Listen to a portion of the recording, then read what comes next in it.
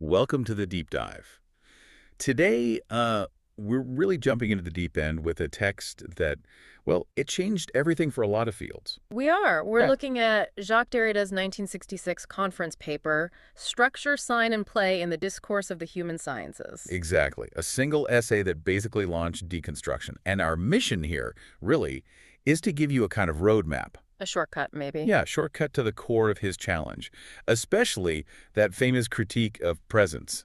You hear that term a lot with Derrida. And we definitely need that shortcut because, let's be honest, reading Derrida, it's tough going, famously so. Right. But here's the thing. That difficulty, it's not an accident. If you're struggling to find one single stable meaning, you're actually getting closer to his whole point. So the struggle is part of the experience. Pretty much. His whole approach undermines that very idea of a fixed context, a final interpretation. So we're not really here today to say this is what Derrida really meant. Okay, good, because that sounds impossible. It kind of is. Instead, we want to understand the traditional ways of thinking, the systems of certainty that he was trying to, well, unseat. Got it. Unseating certainty. So where does he start? You mentioned structure and the idea of a center. Precisely.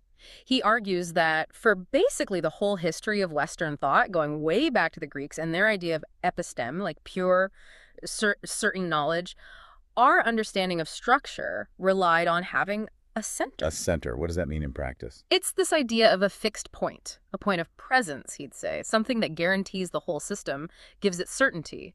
Think of concepts like God or truth itself. Or maybe the rational subject. Essence. Stuff like that. Exactly those. The center's job was basically to limit the randomness, the chaos, the thing Derrida calls play that would otherwise just take over the structure. Okay, but wait. Here's where it gets tricky, isn't it? Because Derrida points out a huge problem with this idea of a center. It's paradoxical. Totally paradoxical. Think about it. To organize the structure, the center needs to be in it, right? It connected to it. Uh-huh. Makes sense. But to be the ultimate guarantee, the point of certainty, it also needs to be immune to all the shifting and substituting the play that's happening inside the structure. Meaning it has to be outside. Kind of. It needs to be both inside and outside simultaneously, which is, well, impossible. Right. If it's truly outside, how does it even connect to the structure to ground it? Exactly. And if it's fully inside, subject to the same rules and changes as everything else. Then it's not a center at all. It's just another moving piece. That's the core contradiction he finds. The source material says it's in the structure but doesn't belong to its totality, a real mind bender. So the stability we always assumed was there was actually built on like a hidden impossibility. Wow. Okay. So what broke this? What caused the rupture he talks about? It wasn't really one single aha moment in history, more like a build-up, a culmination of things. Think about Nietzsche questioning the very idea of truth. Okay. Or Freud showing the conscious mind isn't really the center of the self. Or Heidegger taking apart the history of metaphysics. Right, these major intellectual shifts. Yeah.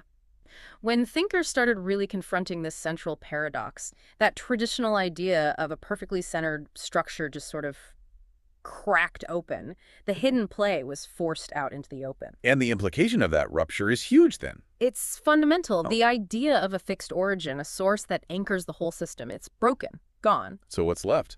Just the play. Once you remove that limit imposed by the mythical center, all you have is infinite substitution. Signs referring to other signs, meanings transforming, constantly displaced. Never arriving at a final, stable point of presence. If ever. Okay. If the whole structure of meaning is destabilized like that, then surely that affects the basic units too, like the words, the signs we use. Absolutely. It has to. And Western thought, you mentioned, always had this bias towards speech over writing, right? Trying to find stability there. Exactly.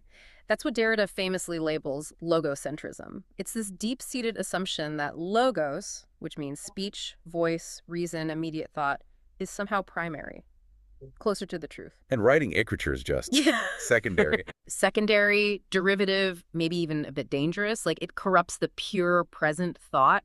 The idea is when I speak, the meaning feels immediately present to my mind.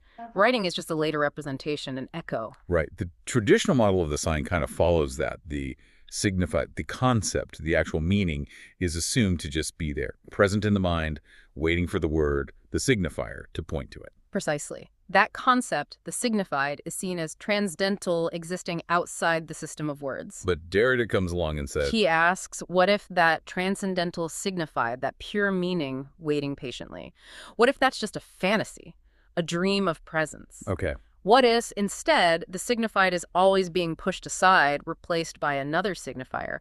What if you never actually reach the pure concept? you just keep chasing it down a chain of words. Exactly, an endless chain of signifiers, which leads us directly to probably his most crucial and, most slippery term, difference. Ah, yes, difference with an A, not difference Oh. with an E. Crucially with an A. And it's meant to capture two ideas working together simultaneously. Okay, what are they? First, there's differing. This is kind of spatial. An element, a sign, only gets its meaning from how it differs from other elements. Cat means cat, partly because it's not dog, not mat, and so on. Right, meaning comes from the differences within the system. And second, there's deferring. This is temporal. Meaning is constantly postponed, put off. It's never fully present now. It's always deferred to a future moment, a further sign, which itself will be deferred. So meaning is based on what things aren't, and it's always somewhere else down the line. You got it. Difference and deferral, wrapped up in one term. But let's pause on that spelling, the A. You mentioned earlier we shouldn't pronounce it differently from the normal French word difference. Why is that spelling so important? Well, this is where it gets really clever. In spoken French, difference with an E and difference with an A sound absolutely identical. There's no audible difference. The difference, the crucial conceptual difference that Derrida is introducing, is only visible in writing. So he's using the written form itself. To make a point about the limitations of speech and the power of writing, it directly challenges logocentrism by showing that some fundamental differences only exist on the page. It's a silent, written argument against the priority of the voice. That's brilliant, actually. Okay, Yeah. so let me try and connect this back for us trying to live with these ideas. Derrida's saying language isn't like a set of labels we stick onto pre-existing stable concepts. Right. No. It's more like this massive interconnected web where everything gets its meaning only by bouncing off everything else. And the real meaning is always just out of reach, like chasing a horizon. That's a really good way to put it. The horizon analogy works well. You never arrive at the pure presence of meaning. You only ever reach another sign, another point of difference that defers you further. It's a system built only on difference and deflow. Okay, wow. That is a radical rethinking of language. So how does he make this less abstract? You mentioned he uses a case study. He does, thankfully. He turns to structural anthropology, and specifically the work of a major figure at the time, Claude Lévi-Strauss. Well, Levi-Strauss, right? The raw and the cooked, that kind of stuff. Exactly. And Derrida focuses on a distinction Lévi-Strauss makes, particularly this figure of the bricoleur. The bricoleur, the handyman, the tinkerer. Yeah, exactly that. The bricoleur is someone who doesn't start with a master plan or pure materials. They work with whatever's already there. Bits and pieces, leftover tools, inherited concepts. It's like working with the contents of a cultural junk drawer. Making do with what you've got. And Levi-Strauss sets this figure against Ooh. the engineer. Yes, the hypothetical engineer. The engineer is supposed to be the opposite. They work from first principles, from pure theory, designing and building from scratch with perfect knowledge. They represent like pure rational construction. Okay, the tinkerer versus the master planner. Right. But here comes Derrida's punchline. He argues that this idea of the pure engineer, it's a myth. It's a fantasy deeply embedded in Western thought, this dream of starting fresh, outside of history and language. So what's his point then?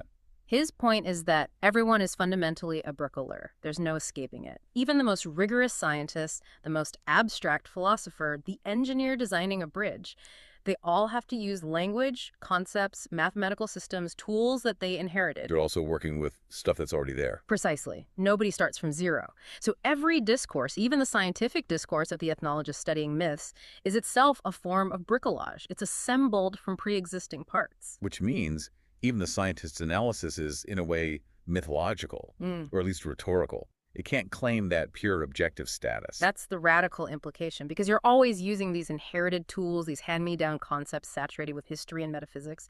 You can never achieve a purely objective, non-metaphysical standpoint. Your own analysis is shaped by the bricolage you're performing. Wow. And he connects this to Levi-Strauss's attempt to separate nature and culture. He does. Levi-Strauss, especially in his work on kinship, tried really hard to find that exact point, that dividing line where nature ends and culture begins. The classic example being the incest taboo, right? Uh-huh. It seems universal, like a natural law, but it's also a rule, a social prohibition, which is cultural. Exactly. Levi-Strauss saw it as this fascinating borderline case. But Derrida steps back and says, look, this very quest to find a clean break between nature and culture, Yeah.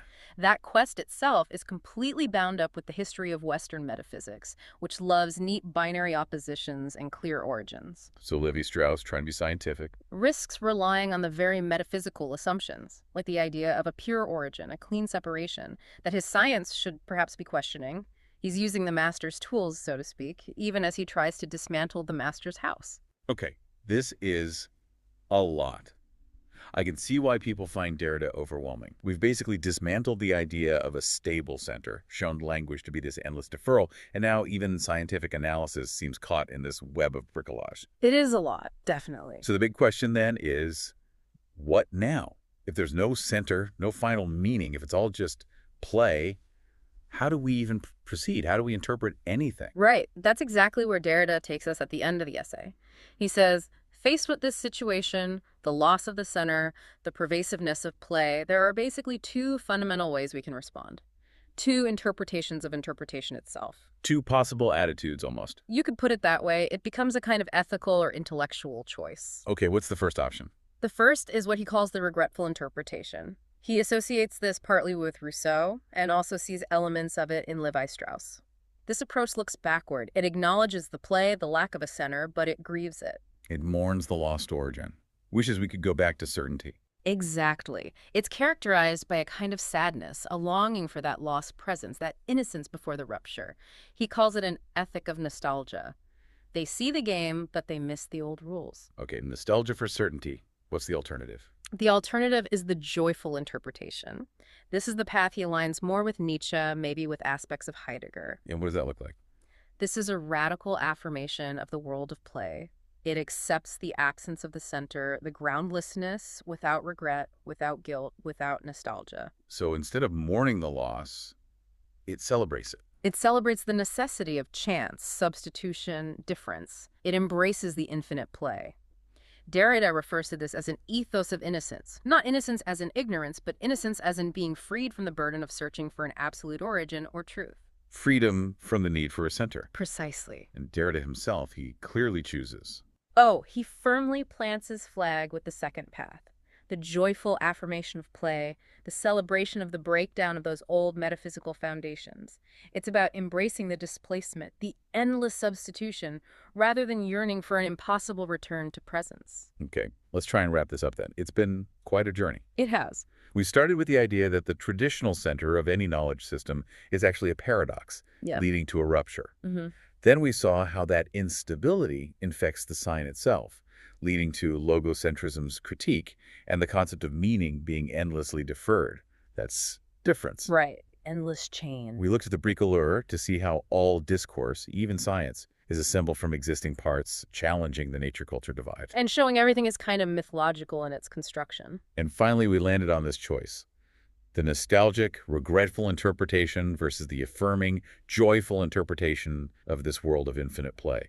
That's a great summary. And maybe the key thing for you listening to this is to see that Derrida's whole project, this critique of structure, is really a deep critique of certainty. Right. By showing that any origin, any center is ultimately just another substitution, a kind of necessary myth. He forces you to ask, where do I locate certainty? Where do I assume a fixed, absolute meaning in the systems I use or the texts I read? It definitely makes you question those foundational assumptions we often don't even realize we have. Absolutely. Which brings us to our final provocative thought for you to take away. If Derrida is right, if we're all fundamentally bricoleurs, Yeah.